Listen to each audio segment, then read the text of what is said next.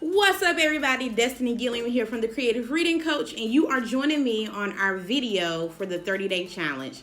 Today's video, I am giving you the 4 tools or the 4 tips that you need when you are trying to get your baby to read in an assignment at home and they have no idea how to do it. We've all been there. Your child comes home with a long article, a long passage, some type of book, and you're like, they're expecting my baby to read this and answer questions. Really what they're saying is they're expecting me to read it and answer those questions. So I'm giving you the 4 tips that I use in the center to help any child attack any passage so that they are able to comprehend the text that they need. All right, first thing first, I need you to ask their teacher or whoever is assigning this assignment for the text or book ahead of time.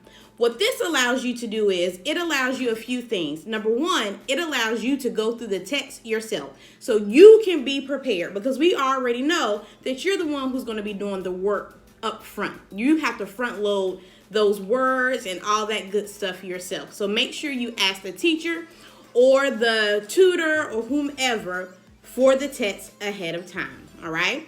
The second thing that I need you to do, and let me make sure I stay on point, I need you to read that text first by yourself without the kids. So get quiet. If you're into wine, get your wine. If you're going to do it when you wake up before you handle your kids and you have your cup of coffee, read that text ahead of time and pull out the words that you know that they're not going to know, okay?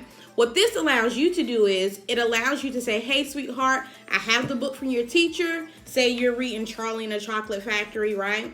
And they don't know how to say the word elevator. Maybe they know what it means, but they don't know how to say it. You're going to say, hey, sweetheart, I have the book. And what I want you to do, let's talk about a few words before you start reading, okay? What number was that? I think that was number 2. No, that was number 1. No, that was number 2, yeah. So number 3. I want you to record yourself reading. You can do it at the same time when you have read the text and you pulled out those words. Stick with me. It really, really, really does work. What you're doing, you're recording yourself so that they have a perfect model of fluency, all right? A lot of times we yell at kids, or not even yell, but we provide direction to kids. It should be sounding like this. It should sound like that. And we really don't provide a model for them. They may get it at school, but when they come home, you have this expectation of what they should already be doing, and they're not. So you need to be able to provide that for them. So when you pull out the words, you're sitting drinking your wine or coffee or your soda or lemonade, whatever it is you do, you want to record yourself reading it how it should sound. This not only gives them a perfect example, but it also lets them know that you're into it, you're invested into it just as much as they are. And it sounds totally different than you're yelling, saying, don't you see that period right there? Why are you reading like that? That sounds totally different. It lets them know that, hey, my mom can read just like me, or my mom can show me exactly what it is that she wants me to do, all right? The next thing I want you to do, I need for them to practice reading it aloud with the recording that you've done and without the recording. The first time that they do it, just simply have them put your iPhone, whether it's on an iPad, whatever device you use, have them hit play, let them listen. As they're listening, they're following the words. What's happening is, even though they don't realize it, words that they don't know, they are being exposed to those words. So they're being exposed to it really twice, because you've already talked about the words, and then now they're reading the text along with the recording, so they're able to say like, hey, I can recognize this word, or I didn't know that. And it eliminates them from having to ask you, Mom, what's this word? Mom, what this say? It eliminates that whole step for them, and it puts some of that responsibility back on them, okay? Now, as they do this and they listen to it again, you're going to let them know, say, hey, as you listen, this time, can you highlight any words? I told you some words. Don't pay. My baby's eating dinner over here. This is real deal, y'all. I'm a legit mom. She's eating dinner, so don't pay her no mind. As you read it, we've already talked about words you don't know that I know you're not going to know. But can you do me a quick favor and highlight the words as you come across them that you might want to ask mom about?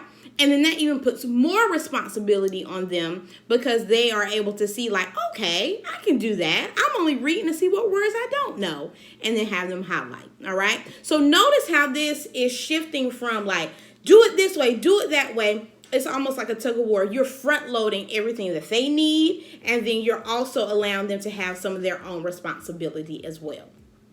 All right, so you have read the text, you have asked for it ahead of time, you have recorded yourself, you have given them the words, they have listened to the recording multiple times and highlighted words, and you discussed that.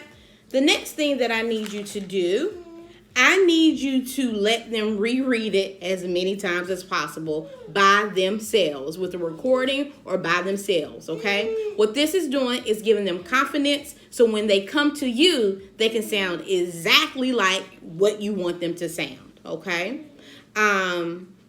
Here's my next tip, and this is big.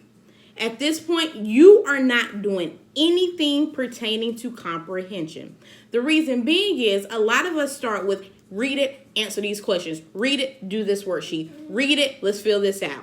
Don't do that, y'all. The whole purpose of you taking these steps is so they can have the confidence to answer those questions. So this is solely for them to be able to get that text inside of them and not feel like they are like they're incapable of reading aloud. Okay, so those are my tips.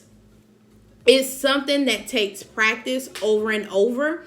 But ultimately, you want to make sure that you do these things so you're not sitting there saying, "Oh, I'm scared of doing this text," because it shouldn't be that difficult. But they do need to be able to read it, and so they can hold themselves accountable.